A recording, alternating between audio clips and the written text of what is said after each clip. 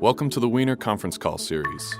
These one-hour, on-the-record phone calls feature leading experts from Harvard Kennedy School who answer your questions on public policy and current events. Wiener Conference Calls recognize Malcolm Wiener's role in proposing and supporting this series, as well as the Wiener Center for Social Policy at Harvard Kennedy School. Hello and good day, everyone. I am Mari Mejias in the Office of Alumni Relations and Resource Development at Harvard Kennedy School, and I'm so pleased to welcome you to this Wiener Conference Call. Today, we are joined by Joe Aldy, who is Professor of the Practice of Public Policy at Harvard Kennedy School. He's also the Faculty Chair for the Regulatory Policy Program at the school's Matsavar Ramani Center for Business and Government. His research focuses on climate change policy, energy policy, and regulatory policy. In the Obama administration, he served as Special Assistant to the President for Energy and Environment. He was also a fellow at Resources for the Future. We are so fortunate that he's agreed to share his thoughts today with the Kennedy School's alumni and friends. Professor Aldy. Thank you, Mari. It's a real pleasure to be here. In the last, going on now 6 weeks, we've seen a dramatic change in the approach in the federal government to the issue of climate change. From an administration that was in denial about the risk posed by climate change to one that sees it as one of the key animating issues of the policy agenda for 2021. So I thought I'd spend a few minutes here today to address what it means to pursue a whole of government approach to climate policy. A key theme for the Biden administration to think about all the different ways they can use the levers and the tools of the federal government to advance the climate policy agenda. But first, to sort of set the scene, to recognize sort of how ambitious some of the goals are for climate policy, both in the United States and around the world. To note that in 2015, the international community came together at the climate change negotiations in Paris, reached agreement on the UN Paris Agreement, which among other things called for limiting warming to well below 2 degrees C versus the pre-industrial level. This is a fairly ambitious goal, considering that the world has already warmed by a little bit more than 1 degree C since the pre-industrial times, and that both the inertia in the global climate system means we'll see continued warming, and the existing capital stock, the factories, the power plants, the cars and trucks we have, all mean that we'll continue to see emissions in the foreseeable future that will contribute to more warming. So it's a fairly ambitious goal given the extent of warming we've realized to date and what's likely to occur in the coming years. The Biden administration has set ambitious goals for the power sector for 2035. They're calling for a carbon pollution-free electricity sector by that year and a net zero emissions goal economy-wide by the year 2050. So net zero means we may still see some positive emissions and parts of our economic activity where it may be very difficult to completely eliminate carbon dioxide and other greenhouse gas emissions, but there may be other parts of the economy where we actually are on net negative in our contributions to carbon dioxide and other greenhouse gases to the atmosphere. We'll be on net, so pulling in those parts of the economy and those activities, pulling carbon dioxide out of the air, storing it in plants, soils, or perhaps storing it in materials that we would then use, or perhaps storing it even underground. This kind of ambitious goal for 2050 is something that's becoming more and more common among major economies. We've seen the EU also pledge to reach a net zero emissions goal by 2050. Japan, just a few months ago, also announced this. And we had a similar carbon neutrality goal that the government of China announced for the year 2060, also last year. But what would net zero actually mean in practice? What does it mean to say we're going to go to net zero by the year 2050? Now, this very ambitious decarbonization goal, taking that fossil fuel foundation of the modern economy, still around the world, produce about 80% of our energy from fossil fuels. We're talking about effectively removing that from the foundation of our energy system, or dramatically changing the technologies that use fossil fuels so that they do not contribute to carbon dioxide in the atmosphere over the course of just 30 years, which, given the kind of economic lifetimes of many energy using technologies and equipment, like power plants and buildings and factories, that's actually a short period of time to transform that foundation of our economy. This kind of aggressive and ambitious decarbonization goal is something that the National Academy of Sciences recently studied in a report that just came out about 4 weeks ago, early February, showing sort of what a likely trajectory would have to do in terms of reducing emissions in the United States on net to zero by the year 2050. And that means we would see a dramatic increase in the role of renewable power, of wind and solar in the generation of electricity throughout the United States. Right now, they're representing a little bit less than 10% of power generation. We would need to see a dramatic ramping up where they would become by far the dominant sources of power in the US electricity sector. The electricity sector would also have to get bigger. We would see electrification of various energy services that in the past have relied more on liquid or gas fuels. So we'd see the further electrification of transportation, electric vehicles that would then, of course, be powered by zero carbon renewable sources of electricity. We'd also see, for example, the use of heat pump technology to replace natural gas and heating oil for heating buildings so that we can reduce the carbon footprint of our building stock as well. We might see for industrial uses, the potential use of hydrogen produced, if it's so-called green hydrogen from a renewable source of electricity, so that hydrogen can then serve some key industrial uses as a substitute for natural gas or some petroleum products as they are currently used. And there's a prospect that hydrogen could also be used as a key player in the power sector, may play a role in heavy-duty transport as well. Now, we're going to see the significant ramping up of electricity load to meet these new sources of electricity in transportation and buildings. But that also means that we're going to need to see continued improvements in energy efficiency and conservation so that we can get more energy services per unit of energy. We need to enhance the energy productivity of the equipment and the capital that we use in order to reduce the amount of new build in zero carbon energy sources in the economy. We're also going to need to think about different kinds of infrastructure build that may help complement this new energy system that's going to be built much more on renewable power. We may need to build a lot more transmission. Some of the best renewable resources in the country are actually located pretty far from where people live. So you've got great wind resources in places like South Dakota, or great solar resources, say in the desert Southwest. We may need to build transmission to actually get that really rich renewable resource to where the people live. We may need to address some of the concerns that sometimes the wind doesn't blow, the sun doesn't shine, to have storage as a way to help us deal with those times when the output from wind and solar facilities is lower than what people are demanding. So we'll need to see continued investment in deployment of storage technologies there as well. Now, if that's what the energy system may look like as we try to strive for this net zero goal for economy-wide emissions by the year 2050, it's useful to think about, well, what are the policy tools that the Biden administration could pursue or could pursue in concert working with Congress to try to deliver on this objective? And there's basically three fundamental ways when we think about public policy we can use to reduce emissions. The first is that we can subsidize investment in low and zero emission technologies. So we've provided historically tax credits for the production of electricity from wind farms. We've subsidized the upfront investment cost for new solar panels. We've subsidized the purchase of electric vehicles, subsidized the production of biofuels. So there's various ways we can use tax credits. In some cases, we've used grants. We've used grants, for example, for the Cash for Clunkers program to reduce the use of high polluting vehicles back in 2009. We've used rebates to help subsidize the investment in Energy Star rated appliances, but different ways that help lower the cost of these new low and zero carbon technologies. The second approach is that we can think about using regulations to prescribe low and zero emission technologies. So this may be through EPA's use of the Clean Air Act to reduce the emissions of carbon dioxide in the power sector, something that I think the Biden administration will take up. This is an issue that's been going back and forth across administrations dating back to 2015 when the EPA under President Obama originally promulgated the Clean Power Plan to reduce power sector emissions by 1/3. The Trump administration proposed and then finalized a rule that would be an alternative to that, what they call the Affordable Clean Energy Rule, which was recently struck down by the court. So it creates a new opportunity for the Biden administration to think through how they could pursue regulations in the power sector. But you can also think about regulations to reduce emissions of methane at oil and gas operations. You can think about the role of regulation to promote fuel economy at the Department of Transportation so that the cars we drive are more fuel efficient.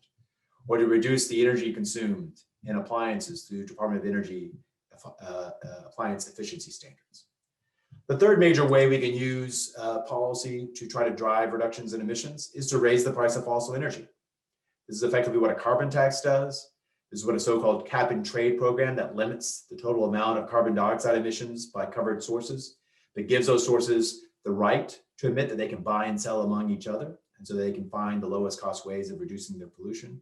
We've seen carbon tax policy used in Northern Europe, in British Columbia, and even now in some emerging economies around the world.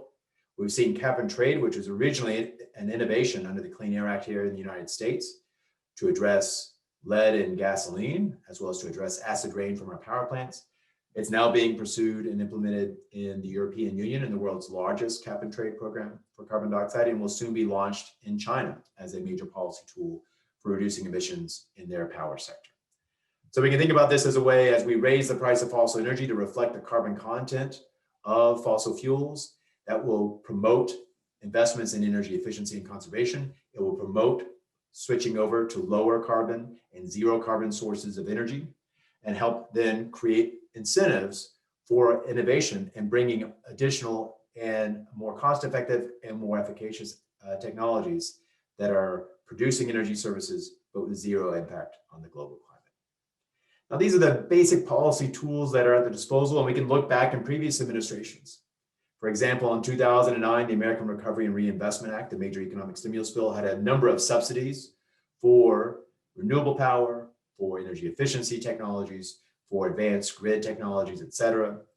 We can see how the Clean Air Act has been used, and the Energy Policy Act for fuel economy standards have been used across administrations to reduce emissions of carbon dioxide in various power plant and transportation sectors, and to think about ways we can use carbon pricing, perhaps building on some of the experience among the states that have used cap and trade in California, as well as in the Northeast and Mid-Atlantic states, to reduce carbon dioxide emissions. So these are tools that have been used in practice here in the United States historically, but it's important to think through both the policy and I think the politics of decarbonization, to think about what the prospects are in the administration of driving these kinds of changes. The first is for the Biden administration to think through ways that they can reorient federal policy right now. They don't have to wait on the development of a new regulation. That typically takes time, where you propose a regulation and take public comment and then finalize it. Where you don't have to wait on working with Congress, but you can do things through executive orders, through decisions made by the president and those working for the president at various agencies to start making change right now to combat climate change. So I think that the sort of initial effort is happening as we see various personnel focus on climate change being brought into the federal government, as they are now pushing forward on a number of different policy fronts to take and integrate climate change as a key consideration in the implementation of public policy throughout the executive branch. The second is think through ways in which we can work with our partners around the world. For example, the president can work in a bilateral fashion with his counterparts to think about ways we can work together, how that can help our domestic politics when we say, look, our major partners, like China, is moving forward on climate change. They're putting a price on carbon in the power sector. That means that we can actually move forward with climate policy here in the United States and not be concerned about or suffer the adverse consequences of competitiveness pressures if some of our major trade partners are not moving in concert with us. I think it's also important when we recognize the challenge that climate change poses for us, that we'll need to make significant advances here in the United States with policy, but also with efforts to reduce emissions in countries around the world. And so how we work and engage with our partners around the world will be very important. And it's something that the president and his team have already started to do. Of course, then the third question is how we think about working with Congress. Is it something that is very ambitious, like a Green New Deal that's been supported by progressives? Is it something that has to be compromised because of the prospect of how you navigate a filibuster in the Senate? There are a lot of questions about what end up being the right kinds of policies and how they may work given the politics and the institutions of Congress. We're already seeing some discussion about what might fit within a so-called budget reconciliation package, because that would only need 51 votes as opposed to 60 to gain passage in the Senate. What are the kinds of programs? Perhaps spending programs through the tax code to subsidize low carbon technologies could work through a vehicle like that. But it's unlikely we would be able to get new regulatory authorities through such an approach. There's also questions about how we think about addressing the related concerns associated with climate change, how we think about some of the social justice and equity concerns. We think about how certain low-income communities and underrepresented minorities in our policy and political process have been suffering disproportionately the harms of environmental threats for decades and are more likely to face the initial risk posed by climate change in years to come. But I think this is an area where the Biden administration is trying to think through how they may be able to work, whether it's in a large spending package, whether it's in infrastructure, whether it's in a new climate policy agenda that would create new authorities for the executive branch to move forward on climate change, how they can sort of navigate the politics and the institutions of Congress to get those bills successfully moved. Now, I want to turn our attention a little bit to how to think about a whole of government approach in the Treasury Department. And I say this because when we think about climate change, it's going to pose risk to every corner of our economy. And the response to climate change is going to really need to leverage activities and efforts through every player and every industry and every business in our economy as well.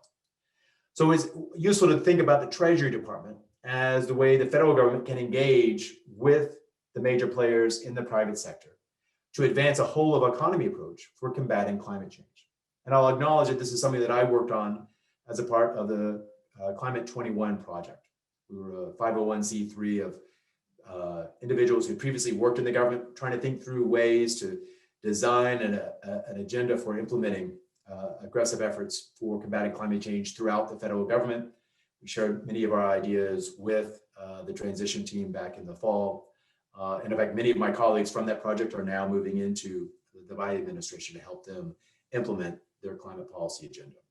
But I think it's useful to think about all the different ways that the Treasury Department can address climate change. First is, of course, the important role that the Secretary of the Treasury and her team play in engaging on major spending packages like stimulus bills, like an infrastructure bill, how to think about the way we tailor various policies to deliver the kind of new build that we'll need in clean energy infrastructure. Certainly, the Treasury is in charge of tax policy, both within the Office of Tax Analysis and with the IRS. There's some discussion about whether or not a carbon tax could play a role. There's recent discussion about whether or not major players in the oil and gas industry might support a price on carbon, such as through a carbon tax. This is something that would be designed in concert with the leadership at Treasury, working with major committees in Congress, like Ways and Means and Senate Finance. And they would actually play the role then in implementing such a tax policy. But they also play a key role when we think about, say, tax credits for clean energy technologies. There's a lot of opportunity here to think about the role of financial regulation. We have many different financial regulators here in the United States. The Secretary of the Treasury actually chairs the Financial Stability Oversight Committee, and they can bring together all the major financial regulators to talk about systemic risk to the financial system. And there's a lot of discussion about what role we should think about climate change potentially playing in the financial system, the kinds of risk it may place that may be difficult to diversify within the financial system, and how we may be able to encourage more thoughtful financial regulation. So those risks are better understood and managed by those who are running major corporations, publicly traded companies, but also how it may inform the decisions by major investors going forward. When you think about the role of environmental regulation, now you may think that this is what EPA does, but the Treasury Department can play a role through the interagency process in ensuring that EPA in designing new regulations to address carbon dioxide and other greenhouse gases are doing so in thoughtful, cost-effective manners and bring some of the insights from the economic experts at Treasury to help inform the development of those regulatory actions. The Secretary of the Treasury typically represents the United States in international economic policy, say at the G20 and in other major economic fora. And so she can help bring the role of climate into those discussions, perhaps breathe new life into discussions about how to eliminate subsidies for fossil fuels. That has been the subject of past G20 efforts, but also think about ways in which we use our foreign aid and how we think about our engagement with multilateral development banks, that is typically the purview of the Department of the Treasury, to ensure that we are promoting economic development that is in line with our climate objectives around the world. You can even think about perhaps here, Social Security and Medicare. The Secretary of the Treasury chairs the board that oversees the trust funds for Social Security and Medicare. They make annual reports on the financial situation and the long-term assets and liabilities of these trust funds. They may be impacted by climate change. They may affect the outlays in Medicare for health reasons when we are suffering from a warmer climate. We may see changes in worker productivity that may influence the revenues going into each of these trust funds, since they're financed through payroll taxes. And there are opportunities here for these reports of the economic health, the financial health of these trust funds, to emphasize the potential risk that climate change places to a long-term retirement security through Social Security and a long-term health care for those 65 and older. But perhaps most important, we can think about the role that the Secretary of the Treasury can play as a leader on economic policy, as a communicator with the managers of major companies, the investors in those companies, to think about how to use the bully pulpit to communicate the importance of addressing climate change as a key component of a long-term economic growth strategy. Now, the challenge, of course, of climate change is such that even if we're very successful in a decarbonization agenda, we deliver on the goals that President Biden has established. It's not just that we have to deliver on the goals he's established for the United States, but we have to see major progress around the world. We're still likely to suffer adverse consequences of climate change. In fact, we're already suffering the consequences of climate change. If we look in the upper left, we can think about the prospect that warmer waters are placing on adversely affecting the health of coral reef ecosystems that are important both for the livelihoods and the quality of the environment in many coastal regions. We think about the prospect that we may face more and more intense and frequent forest fires, whether it's in the Western US or in Australia, like in this upper middle picture here from the campfire in Paradise, California a couple of years ago. The fact that we see high tides, so-called king tides in southern Miami, flooding streets regularly, imposing greater risks to the infrastructure there. The concerns that vector-borne diseases may become more common and more prevalent around the world when we look at the lower left-hand corner here because of a warmer climate and what that might mean to a global public health system. How it may become more and more difficult in parts of the world because of warmer temperatures, because of droughts, to grow crops, to feed people, and to think about the prospect of even more severe weather events, such as this typhoon that hit Japan, one of the most intense storms to ever hit Japan just a couple of years ago. But we can think about this here in the United States, where the hurricane season in the Atlantic Basin has become more and more intense and longer, likely amplified by climate change. All this, though, we may think is also going to amplify existing risk and challenges that we as a society around the world face, such as with migration. There's a concern that as we have warmer climates, there may be some parts of the world that become effectively uninhabitable for peoples, and that will induce some migration. And the question is whether or not that imposes stress on our political and social systems when we see more and more movement induced by a changing climate. And so I'll close on why I think it's important to think not just about an aggressive decarbonization agenda that President Biden has laid out, but also to think about all the different ways we can mitigate climate change risk, and why I think going forward, we're going to see policy actions that are going to reflect more of a portfolio approach to managing and mitigating climate change risk. So I'll close with a little bit of a graphic here to sort of illustrate ways we can do this. To sort of start with, we recognize the role that economic growth plays in providing resources for technological innovation. And of course, innovation is key to enhancing our productivity that continues to grow our economies. And it's the combination of those two that will contribute to emissions. We know that as economies grow, given that that growth relies on energy, and the vast majority of the energy in the world is still relying on fossil fuels, economic growth will contribute to emissions. Technological innovation may help or hurt when we think about emissions. Some technological innovation helps us bring in lower or zero carbon sources of energy, but some technological innovation may make it, say, cheaper to bring oil to the surface and make it easier for us to consume more petroleum products that may then contribute to climate change. We can think then that the emissions that are going into the atmosphere increase the stock of greenhouse gases in the atmosphere that are warming the planet and raising the temperature. And it's that warmer temperature that then is causing myriad impacts around the world that I just illustrated in those images. Those impacts may adversely affect economic growth, and so may over time slow our economic growth when we think about bearing those impacts throughout the economic system. So the policy response could A, try to promote more research and development. So we're able to have commercially available new technologies that can compete with the incumbents in the energy system that are lower or zero carbon, or may help enable zero carbon technologies become more common in the energy system. We can think about preventing the problem from occurring by slowing our emissions of greenhouse gases through mitigation policies. This, as I've already noted, could be through subsidizing of these technologies or requiring them through regulation or by taxing or pricing fossil fuels based on their carbon content that induces mitigation technologies. We may also see the prospect here that we could reverse that flow of emissions and actually pull carbon dioxide out of the atmosphere through carbon dioxide removal technologies, some of which have been around for a long time. They're called plants and biomass, but some which are actually quite novel in how we could use machines to try to pump air through those machines, pull out the carbon dioxide so that we can store it and reduce the stock of carbon that's in the air.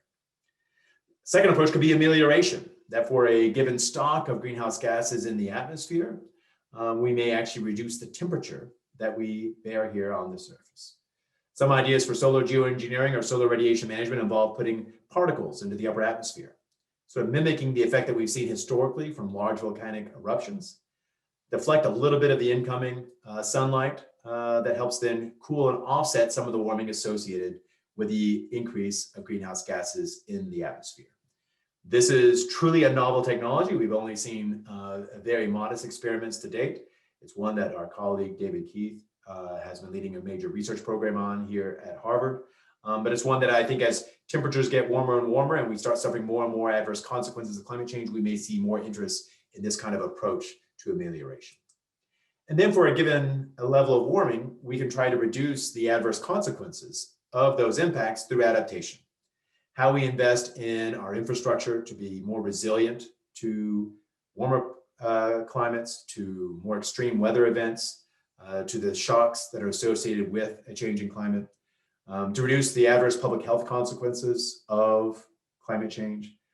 There's ways we can make those kinds of investments that can help then reduce the adverse consequences of climate change. And I think given the risk that climate change poses to our economy and economies around the world, to populations throughout the world, we'll need to actually make progress on each of these margins to offset some of the worst consequences associated with climate change. So appreciate you joining us here today. Feel free to follow up with me if you have any questions after today, but right now I'm excited for the discussion we have, and let me turn it back over to Mari for questions and comments from our attendees. Great. Thank you very much, Professor Aldy. So just a quick note that the recording of this call, which includes the slides, will be posted on the school's website at hks.harvard.edu/Wiener-Conference-Calls. So now let's get to your questions. If you'd like to ask a question, please do so by using the virtual hand raising feature of Zoom. And our staff will notify you via the chat feature when it's your turn to speak. Note that you may experience a short lag time, so be sure to unmute yourself when it's your turn. And finally, if you could just let us know your class and your Kennedy School affiliation before you ask your question, that would be great. So I'll start this off by asking you a question that was submitted by Harold Hubschman, mid-career MPA 1992. And that is that the Commonwealth of Massachusetts is in the process of passing significant climate change legislation that mandates we move to net zero emissions by 2050 and to 50% of that target by 2035. The legislation, however, doesn't provide concrete mechanisms or incentives for people and businesses to individually work towards that goal. One possible option is to incentivize people to buy electric vehicles and to convert their home heating from oil or gas to solar and hydro by offering state tax credits that cover a significant portion of the cost. Do you think this would be a good next step? And what else might you suggest? So this reflects, I think, a larger challenge we see, which is that political leaders have established ambitious goals, whether it's for 2035 or 2050 here and in other countries around the world. And now we need to, I think, implement the policies that are consistent with those goals, that can actually deliver on the ambition reflected in those objectives. And I think that is the challenge, is to think through what's the right mix of policies to make this happen. There's no single policy that's going to solve all of these problems. I am an enthusiast for a carbon tax. I think a carbon tax could be an effective tool for creating the right kinds of incentives across the economy, both for deploying low carbon technologies, for supporting and enabling more innovation, but also rewarding, I think, the entrepreneurship and the creativity throughout our economy to find those lowest cost ways of reducing emissions. Because if you can reduce your emissions, that's a lower tax bill. And as I've been told many times when speaking with individuals in the private sector, they typically like paying less in taxes.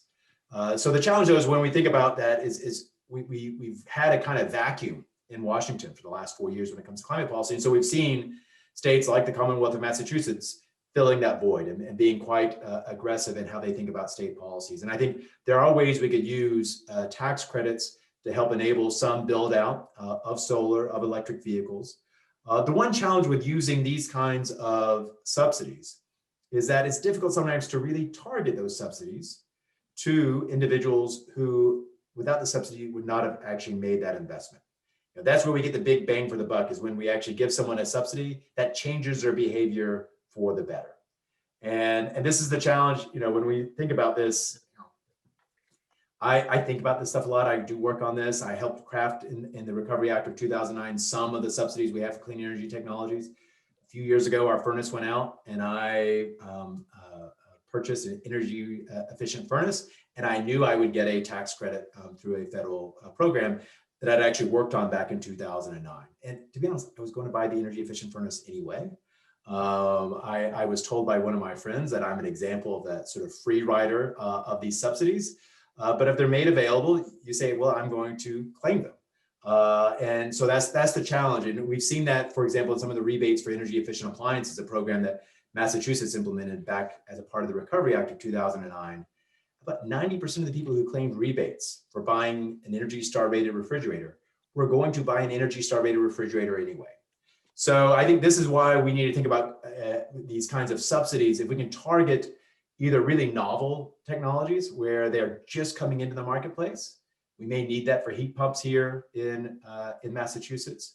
We may think about that perhaps to help build out more in the EV charging system, so we have a better network of electric vehicle chargers. But we also need to think about what are going to be, I think, not just the subsidies that help the supply of these technologies in the market, but how we create the demand for people to want to go out and buy these technologies on their own without getting a subsidy from the government. And that's why we need to think about, I think, short-term subsidies to get things moving and help drive down further some of the costs of these technologies, but then think about what are the either a price on carbon or the regulations that create the demand for those technologies so that people will adopt those more and more in the future, given how ambitious both Massachusetts goals are and President Biden's goals are. Great, thank you very much. Our next questioner is Susan Irving. If you could please let us know your class at HKS and ask your question. Well, I've been everything at HKS except an administrator. I was in the 4th or 5th class of the public policy program. I was the first woman to get a PhD in public policy. I was a fellow at the Institute of Politics, and I was a faculty lecturer in public policy at the school in the late 80s. So I've been there since it was really tiny to where it got out of control. But and when I went, they weren't very supportive of people who were interested in elective politics or political campaigns. It was all sort of, anyway. I had a couple of, I'm at GAO now. This is not a GAO official question, but it's based a lot on the work we do on a lot of things. And it seems to me that one challenge is looking across tools. I mean, we've written a lot on this, which is that we have tax provisions, we have credit programs, we have regulation, but even if you just stay within the budget, we have credit programs, direct spending programs, discretionary spending programs, and tax expenditures, and we don't make sure they're consistent. We did work looking at things that found a hole. And of course, the tax provisions are not reviewed regularly. The way discretionary, but I wanted to, you were talking about the incentives and how, so one is any ideas you have on that, on how to facilitate that, which I think would mean bringing OMB into this. Two is, I think if you're talking about politics, what about labels? Green New Deal is sort of, it's already become, a negative buzzword. And then the other thing is, how do we think about the trade-off between what I'll call penalties, meaning make what we don't like more expensive, versus incentives? I mean, you said yourself, incentives are hard to target, but if you think about it, part of why Europe has more fuel efficient cars is they didn't pretend gasoline was cheap. Right. And I know that has distributional issues, especially in the beginning, but how do we think about that? Because it strikes me as, in some cases, penalties are going to be easier to offset if you're worried about the distributional effect, and more effective, but I could be wrong, so. So thank you, Susan. That is a series of. Yeah, I managed to get a lot in there. You got a lot of questions in it, and none of them are easy. So, but let me try to address each of them at least briefly. I think there's in a sense sort of three major kinds of tools that we've got at our disposal, and cutting it a little bit differently than what I did in the presentation. As you noted, we could do tax expenditures to subsidize technologies. We could think about government spending, or we could think about regulations. And to be honest, the only one that we really evaluate in a rigorous way, but we're actually doing that on an ex-ante basis, is on regulations. We do formal benefit cost analysis when the executive branch implements a regulation. We have very little transparency by design in the tax code. And so it's difficult to even assess how much is actually being used of a given kind of tax expenditure. We do have some data aggregated in recent years to think about what's being used, say, for renewables. But there's very little, as you noted, evaluation of that performance.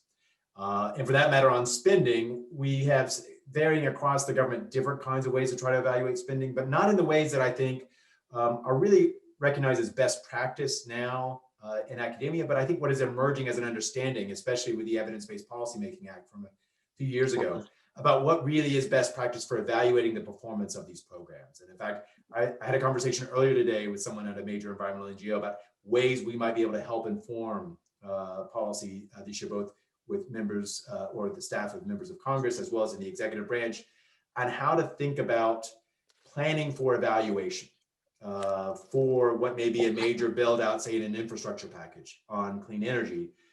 We're going to need to make a lot of investments over the years to come. And I think an act, learn, act approach would actually be quite effective, but we need to plan in advance. I don't think we did a good enough job of that during the Recovery Act of 2009 to really evaluate what worked well and what didn't. But I think we have an understanding about how to do that, and we just need to make a commitment.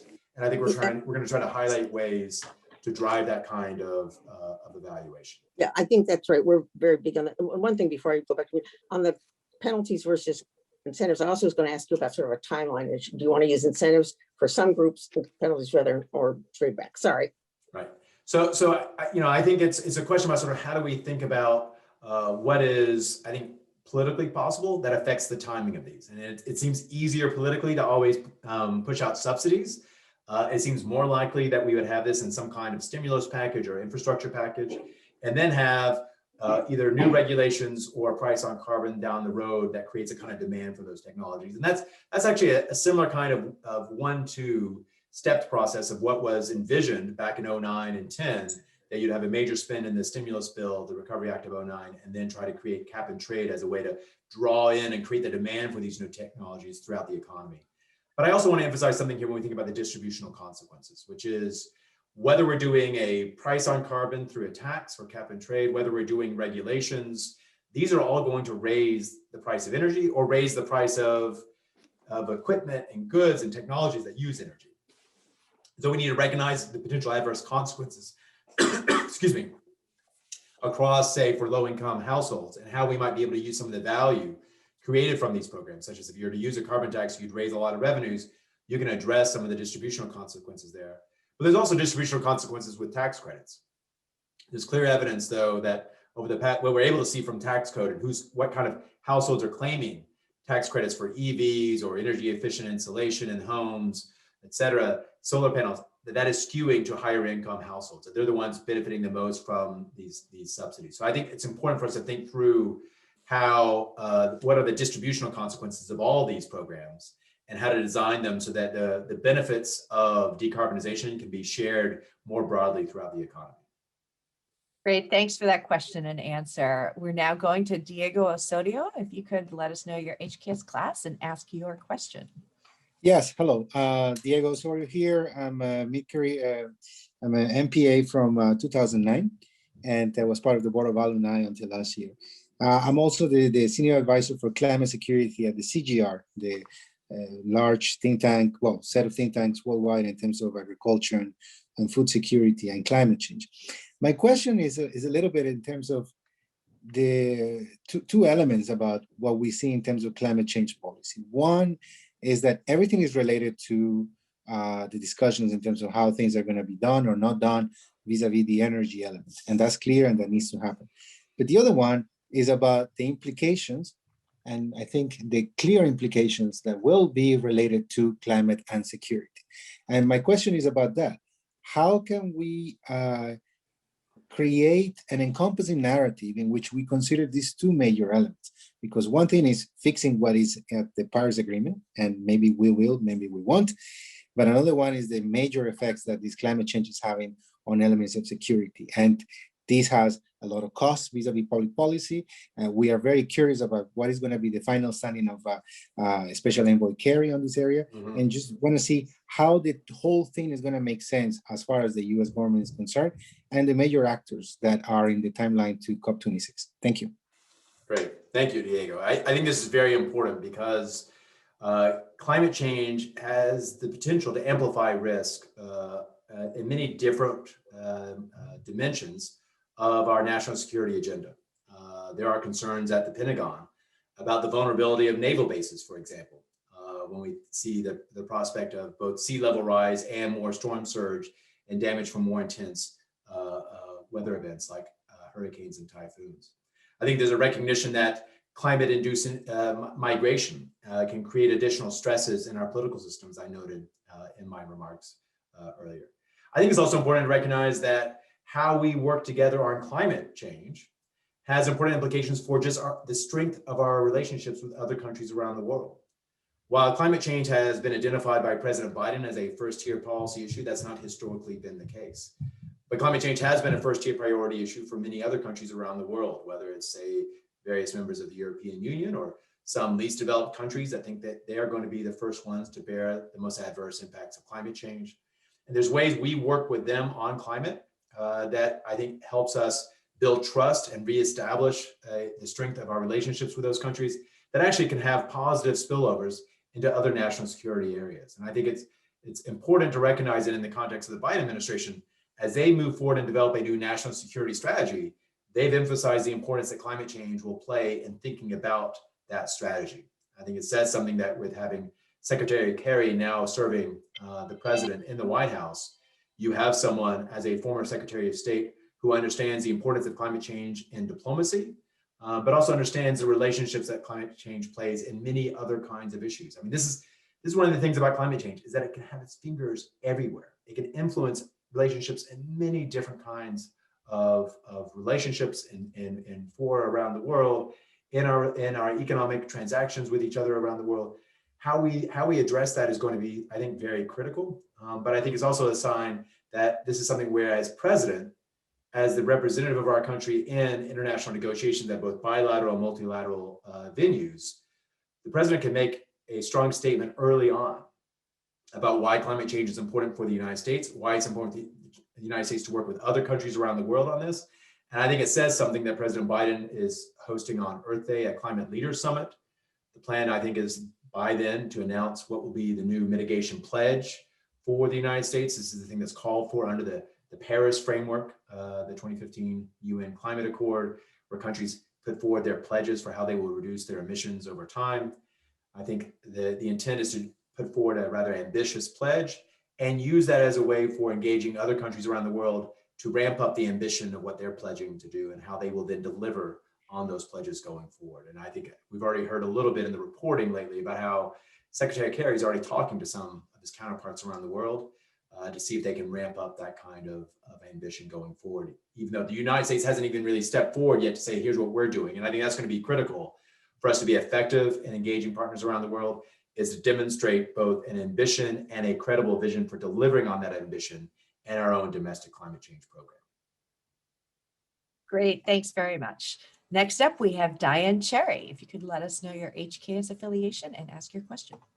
Yes, my name is Diane Cherry. I went to the Kennedy School for my master's in public policy, graduated in 1993.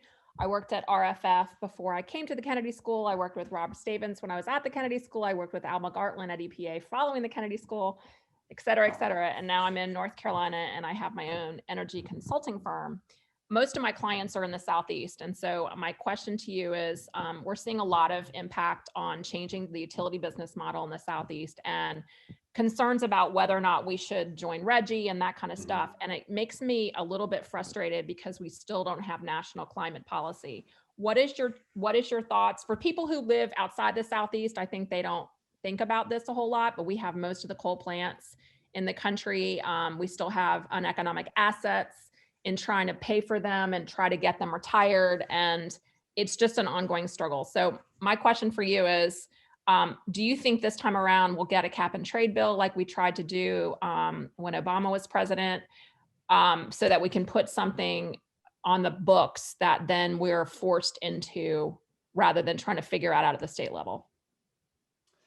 Thank you, Diane. I think this is the big question that a lot of states have been asking, and some have decided not to be patient, like California, like the states in the Northeast with RGGI, where they've just moved forward with a carbon cap and trade program. For that matter, where you are in North Carolina, we've seen where North Carolina has been quite effective at leveraging existing federal policies on utilities to support and subsidize the investment in solar. And in fact, I think North Carolina is ranked maybe second in the country now in the amount of installed solar capacity. Massachusetts has a lot of solar capacity, even though it's not always sunny here, as my students have occasionally remarked to me in my energy class.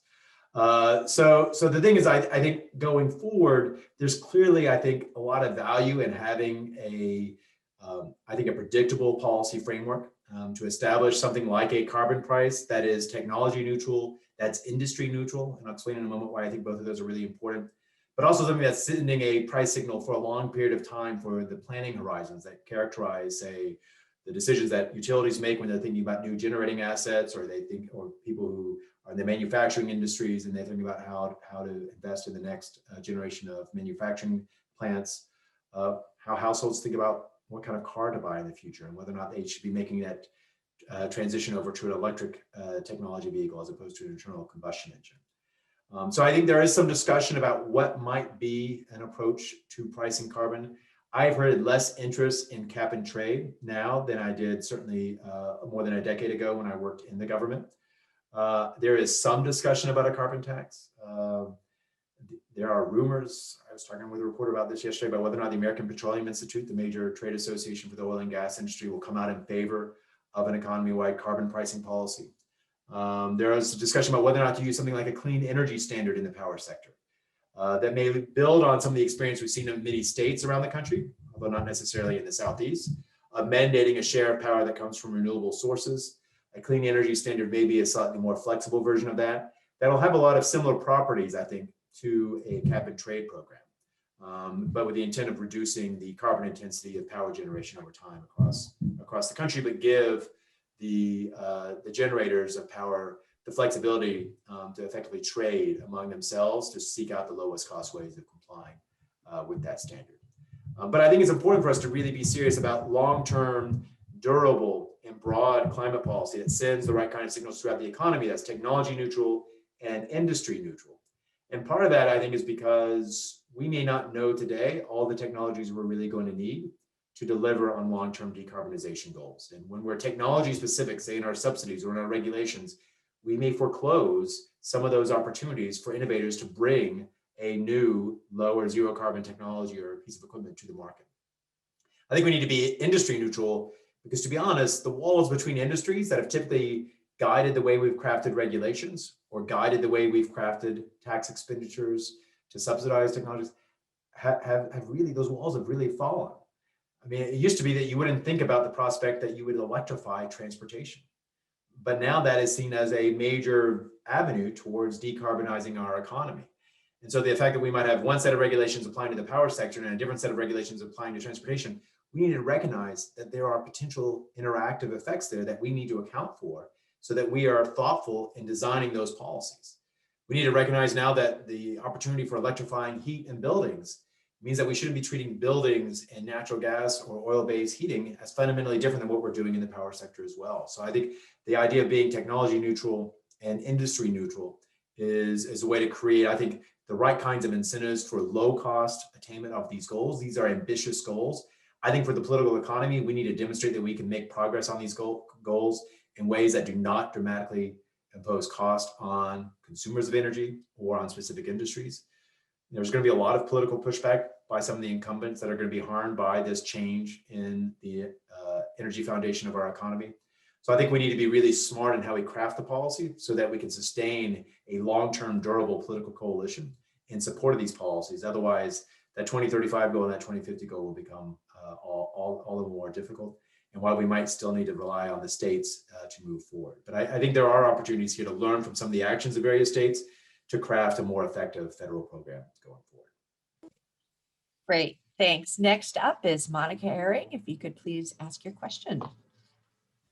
Hi, thank you so much for your talk. I'm so glad you're working on this. I'm a mid-career 1989, that's ancient history, graduate, and my question has to do with the link between climate change, policy, and inequality, growing inequality. So we could do this very, very beautifully with climate change, or we can get it very wrong. And what I'm thinking about is, you know, if we trust in technology and coming up with solutions that don't provide livelihoods and income for people, then what if it's going to get worse? And I'm particularly concerned about the developing countries.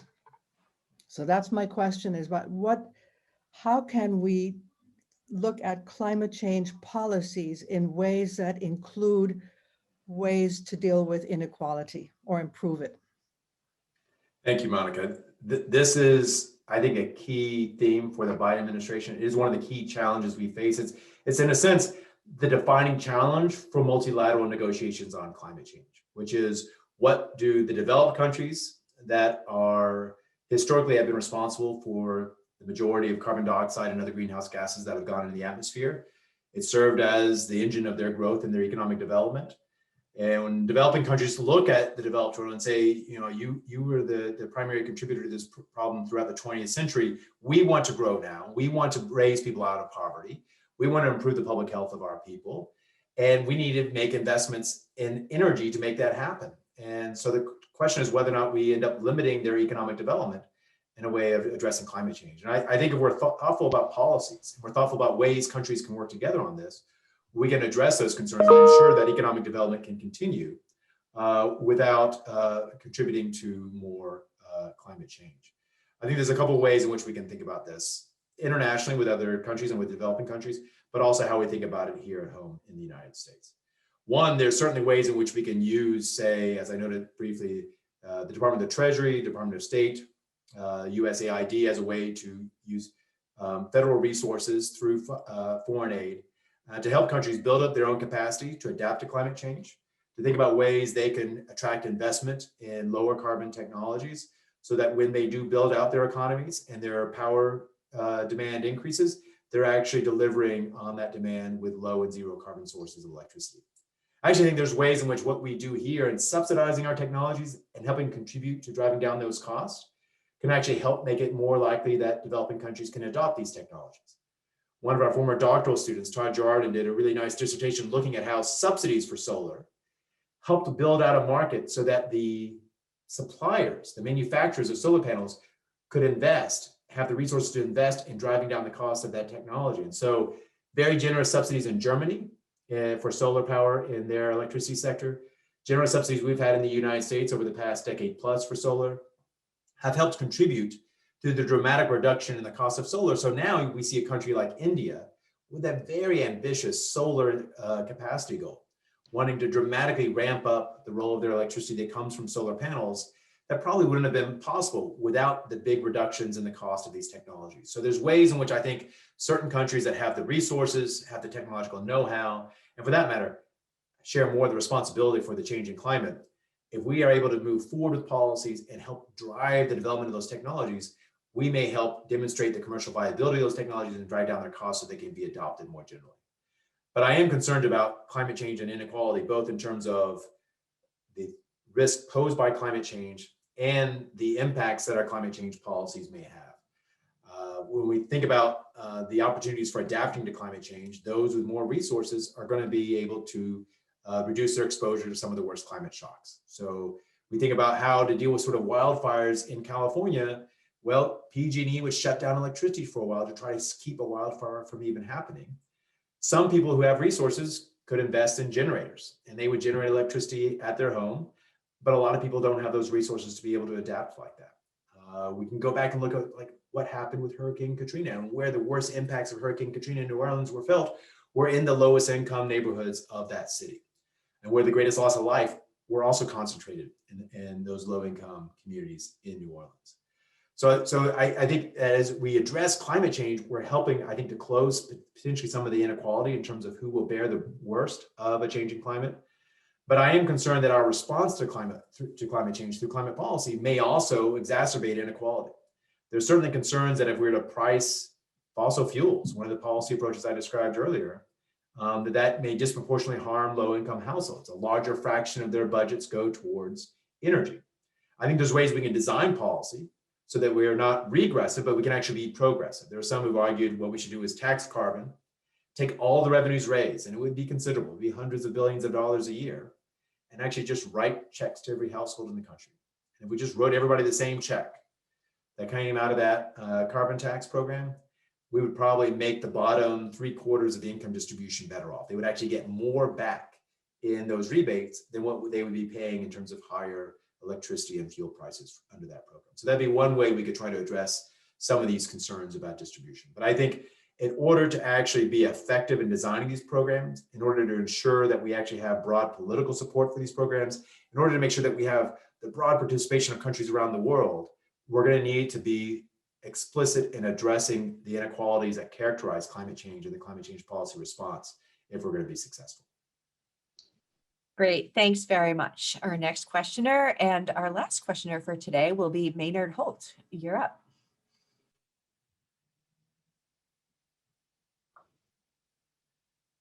Hello, Maynard.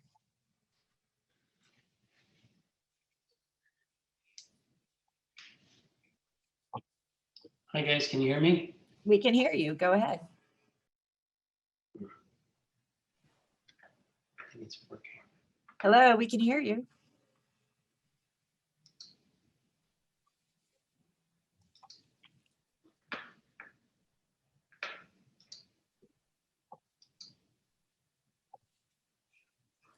A little technical difficulties there. So let's go to Bruno Nito. Go ahead, Bruno. Hello. So my name is Bruno. I studied the executive education in 2012.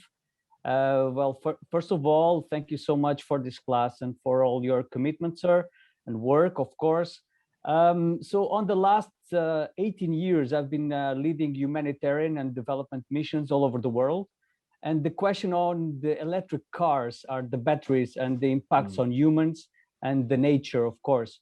From the beginning of the cycle, related with the cobalt and all the minerals, to the recycling in the end of life. So I worked in the East DRC, where there's a huge lack of accountability on all the processes, and that leads to, obviously, to war, to child labor, to international conflicts. And the problem, which is a bit funny, is that in the end of the cycle of batteries, so I worked in Mongolia, and more than 50% of all imported cars are Toyota Prius, and you can see them in the steppes of Mongolia. And all of them, they come for a reason, because they come from Japan, and they come in the end of the cycle of the batteries. And these are just a few examples, but then the impacts are huge in terms of all the environment, and then once again in terms of the people. Is it possible to cut some corners and to pressure, for example, the manufacturers to go straight to hydrogen or to find other solutions? Thank you so much once again. Thank you, Bruno. I think this illustrates a tension we see in a number of dimensions of the clean energy program, where there are potential trade-offs, a variety of environmental trade-offs when we're trying to advance climate change policy. I remember early in my career, when I was a young staffer at the Council of Economic Advisors, the very first principals meeting I went to accompanied then Chair Janet Yellen to this meeting to think about a national, what our position would be on a national electricity restructuring bill. So the idea of where we've seen a number of states do this is in the late 1990s, whether or not we would support a national piece of legislation. The question is whether or not there'd be a renewable portfolio standard, a so-called mandate that so much of our power comes from renewable sources, would be part of this piece of legislation. And before the meeting could even begin, the Secretary of the Interior was very concerned about what new wind farms would mean for migratory waterfowl. We've seen this when I was in the Obama administration, concerns about some of the large concentrated solar electric generating facilities in the desert Southwest are actually in areas that are critical habitat for an endangered desert tortoise. So we see these kinds of trade-offs come up. There's certainly concerns when we think about, say, the visibility impacts of wind farms. This is one thing that's been a challenge for siting offshore wind here off Cape Cod, is the impact this would have on the local environment and the visibility of those who live out on the Cape. And certainly when we think about some of these new clean energy technologies, like batteries for electric vehicles or battery storage more generally, we think about, say, large scale storage for the electric utility industry, do draw from minerals, and we may be concerned about some of the mining practices and the associated labor practices where those are mined, as well as how we dispose at the end of the cycle. Of course, how we dispose at the end of the cycle when we think about the prospects or the role of nuclear power in electricity generation as well. I think these are all things that we have to deal with, that we actually ought to be upfront and address them and recognize that they are important considerations that we need to manage. We can manage, we have managed in the past, we should do so in the future. I think we need to be upfront in addressing them and being constructive and proactive in addressing them. Because if we wait until someone raises the issue, it runs the risk of slowing down the clean energy transition we need if we're going to be adequate to the challenge of climate change. So I don't want to say that climate change should trump all these things, but that we actually need to be, I think, quite forthright about how there are important considerations that go beyond just climate that we need to take into account. And I think Bruno was quite effective at itemizing those considerations that should be informing both policy, but also informing how we think about the kinds of decisions those in the business community make in these technologies and in the development of these new clean energy sources of power that we're going to need if we're going to be able to address climate change. I'm not sure if this is enough to say we should go to hydrogen as opposed to electric vehicles. I think there are some who have concerns and reservations on the hydrogen front as well. But I think at the end of the day, we're going to need to recognize that what we do on climate change has important system implications for energy, for the economy, for how we think about inequality in society, how we think about other environmental issues, that really climate change affects everything in terms of the impacts across the world. It's going to affect everyday lives. Our policy response is going to need to also change the way we produce and consume energy in ways that we're going to have to take into account across every corner of our economy and across the world as well. And so let me close with that, Mari. I know we're a minute or two over time. I appreciate all the questions today and really enjoyed this opportunity to be with alumni and friends of the Kennedy School. Yes, thank you very much for calling in and participating in this Wiener conference call. Apologies to everyone whose questions we did not get to. I'd just like to ask you to watch your email for the invitation to our next call, which will be with Professor Pippa Norris on populism and democracy. Thank you all very much and have a great rest of the day.